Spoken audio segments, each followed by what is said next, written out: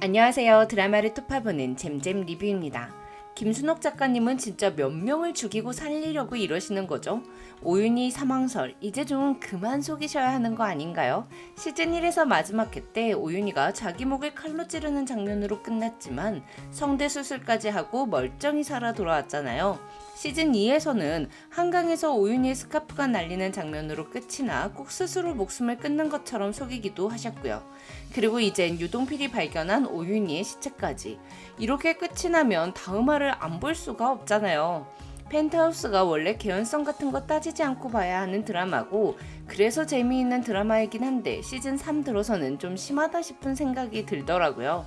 하지만 4화 역시 몰입감 하나는 엄청났습니다. 이것저것 깔려있던 비밀들을 모두 공개하면서 스피드하게 전개된 회차였는데요. 일단 펜트하우스 4화에서 죽음이 예상되는 사람은 총 3명입니다.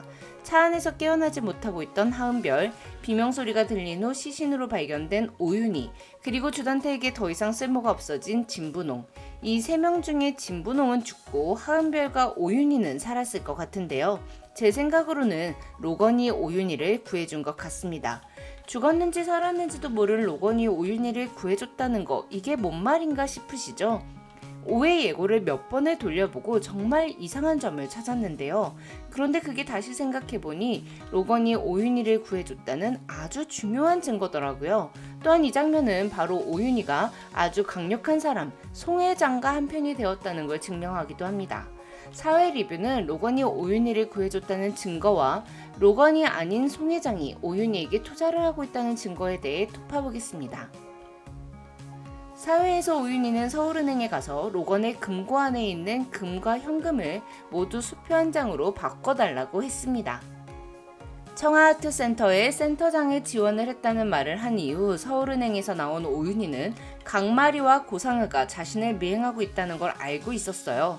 거기다가 주단태와 이규진의 미행까지도 미리 눈치챈 모습이었죠. 자신의 돈을 노리는 사람들이 너무 많은 걸 잘 알고 있는 오윤희가 도대체 왜 그걸 굳이 수표 한 장으로 바꿨을까 싶더라고요. 일단 오윤희는 자신의 목숨이 위험할 수 있다는 걸 알고 있었습니다. 그래서 본인 확인 필요 없이 금고 열쇠만 있으면 누구나 들어갈 수 있는 금고 안에 있는 로건의 돈이 위험하다는 걸 알고 있었던 거죠. 그래서 일단 돈을 찾았습니다. 그리고 5화 예고를 보면 누군가가 수표를 보고 있는데요. 그리고 그 수표 밑에는 검은 봉투가 있어요. 즉 오윤희는 검은 편지 봉투에 수표를 넣어 전달한 거죠. 수표를 받은 사람에 대해서는 뒤에 다시 톱파볼게요. 일단 5화 예고를 보면 주단태에게 로건의 금고 열쇠가 들어갔습니다. 이 손에 있는 반지 주단태 거예요. 즉 오윤희의 성견지명 덕분에 주단태는 텅텅 빈 로건의 금고를 발견하게 되겠죠. 자, 오윤희가 로건의 금고 안에 있는 돈 전부를 한 장으로 바꾼 수표를 자세히 보면 0이 12개입니다. 전 10조가 얼마나 큰 돈인지 잘 모르겠어서 수표에 쓰인 0의 개수를 여러 번 세봤어요. 처음엔 화면에 보인 0의 개수가 12개밖에 안 돼서 1조인가 보다 했는데 자세히 보면 이 부분에 컴마가 있습니다. 보통 0이 3개씩 있을 때 컴마 하나씩 찍잖아요. 즉 이건 0의 개수가 13개인 10조라는 거예요. 10조 수표를 오윤희가 누군가에게 줬다. 그럼 말이 안 되잖아요. 오윤희는 로건의 돈을 썼습니다. 헤라필리스 내 피부관리샵을 오픈했고 청아아트센터 지분도 20%나 갖고 있으니 돈을 어마어마하게 썼다는 게 맞아요. 그럼 로건의 재산 10조 중에 일부가 차관되어 있어야 하는 게 맞죠? 그런데 로건의 돈이 한 푼도 쓰이지 않은 채 고스란히 10조 그대로 누군가에게 전달됐습니다. 그렇다는 건 오윤희가 로건의 돈을 쓰지 않고 있었다는 겁니다. 그럼 오윤희는 어디서 돈이 난 거죠? 수련이 윤희에게 청아아트센터 지분을 어떻게 샀는지 물었을 때 윤희는 아는 분에게 투자를 받았다고 했습니다. 즉, 이 말이 거짓말이 아니고 진실이라는 생각이 들었어요. 그리고 오윤희에게 투자를 해준 사람은 송 회장이라고 생각합니다. 여기서 갑자기 뜬금없이 송 회장이 왜 나와 싶으시죠? 오윤희에게 투자하는 사람이 송 회장일 수 있는 이유가 두 가지 있는데요. 첫 번째 경우의 수는 주단태에게 복수를 하기 위해서, 두 번째 경우의 수는 오윤희에게 은혜를 갚기 위해서입니다. 송 회장은 강마리한테 이렇게 말했어요. 우리는 당한 것도 되갚아주지만 은혜를 받은 것도 꼭 돌려준다고 말이죠. 즉 송 회장은 복수도 확실하게 하고 은혜도 확실하게 갚는 성격이라는 겁니다. 그럼 주단태에게 복수를 하는 경우에서부터 살펴볼게요. 송 회장은 시즌2 마지막 회에서 법정에 있던 강마리에게 아이들의 목숨을 갖고 장난치는 건 안 되는 일이라며 죗값 받고 나오라고 말했습니다. 그동안 제니는 보살펴준다고 하면서요. 이 장면이 송 회장님의 마지막 모습이었는데요. 이 법정에서 오윤희는 민설아를 죽였던 자신의 죄를 모두 인정하고 반성하는 모습을 보였죠. 그리고 송 회장 또한 천수지구의 투자를 생각해봤던 사람입니다. 부동산 사장이 송 회장에게 전화했던 거 기억하시죠? 송 회장은 리스트를 정리해서 알려주면 검토해보겠다고 했습니다. 송 회장이 이때 천수지구에 투자를 했다가 피해를 봤다고 한다면 송 회장 또한 주단태에게 악한 감정을 갖고 있을 수 있는 거죠. 물론 주단태의 세팅으로 천수지구가 다시 신도시 개발이 확정되긴 했지만요. 그래서 주단태에게 복수를 하고 싶은 송 회장이 오윤희를 돕고 있을 확률이 있습니다. 그런데 전 두 번째 경우의 수에 더 큰 확신을 갖고 있어요. 바로 오윤희에게 은혜를 갚기 위해서입니다. 송 회장은 도움받은 건 무조건 몇 배로 돌려주는 성격을 갖고 있습니다. 천수지구 투자 관련해서 부동산 사장이 마리탕에 있는 송 회장에게 전화를 걸었던 거 기억하시죠? 송 회장은 리스트를 정리해서 알려달라고 했습니다. 하지만 송 회장이 천수지구에 투자를 했었는지 안 했었는지 정확히 나온 장면이 없어요. 특히 천수지구 개발이 물거품이 되었을 때 강두기와 이규진, 강마리 모두 부동산 앞에 가서 난리를 쳤었잖아요. 송 회장은 그 부동산 앞에 없었습니다. 로건과 오윤희가 송 회장에게 미리 연락을 해서 천수지구 개발을 무산시킬 계획이라는 걸 알렸을 것 같습니다. 그래서 투자하지 말라고 조언을 한 거죠. 그로 인해 송 회장은 피해를 입지 않았을 것 같아요. 그리고 오윤희에게 도움을 받았다 생각한 거죠. 그래서 오윤희가 감옥에서 나온 후 헤라필리스에서 계속 살 수 있게 피부관리샵을 오픈할 수 있도록 돈을 준 것 같습니다. 그리고 사회에서 청아아트센터장에 지원한 규진이가 재벌의 먹거리는 예술이라는 말을 2번이나 했었잖아요. 즉 송 회장은 예술 사업을 하기로 했고 오윤희를 통해 청아아트센터에 투자한 것 같습니다.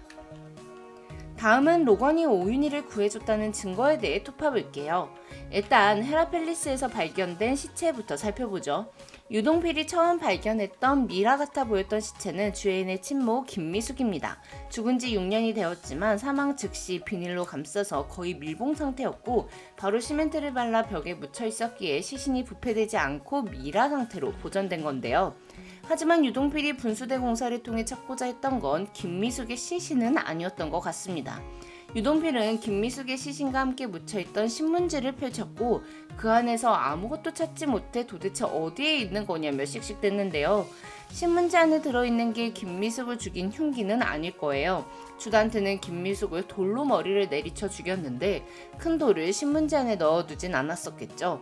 대신 주단태가 범인이라는 걸 확정지을 수 있는 아주 중요한 증거가 들어있었던 것 같은데 이미 그 증거는 주단태의 손에 들어간 것 같습니다.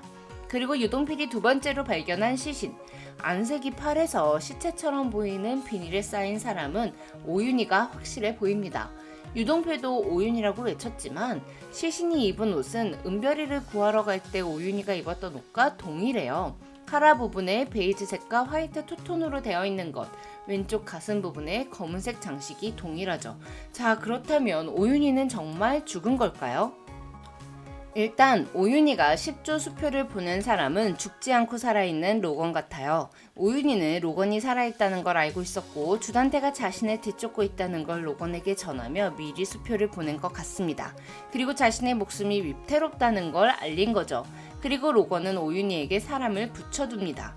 주단태가 절벽에서 오윤희의 차를 밀어붙일 때 경찰차 소리가 들렸는데요. 그 때문에 주단태는 분명 차에서 내려 엑셀에 돌을 끼워두고 사라지는 것 같아 보였어요. 그리고 오윤희의 비명소리가 들려 꼭 오윤희가 절벽 아래로 떨어진 것 같은 느낌을 줬는데요. 만약 오윤희가 절벽에서 떨어졌다면 주단태는 도대체 언제 나타나서 물에 빠진 오윤희의 시신을 헤라필리스에 묻어둔 걸까요? 즉 물에 빠졌다는 생각 자체가 편견 같습니다. 오윤희는 물에 빠진 게 아닙니다. 오화 예고를 보면 절벽에 뒤늦게 나타난 심수련이 피가 묻은 오윤희의 구두를 발견했습니다. 그렇게 저는 오윤희가 물에 빠진 건 아니라는 생각이 들어요. 주단태는 베로나도 김미숙도 모두 머리를 공격했죠. 각각 트로피와 돌로 머리를 내리쳤어요. 즉 주단태는 너무 힘이 세서 자동차를 막아서는 오윤희를 향해 돌을 들고 다가왔고 돌로 오윤희의 머리를 내리친 것 같습니다.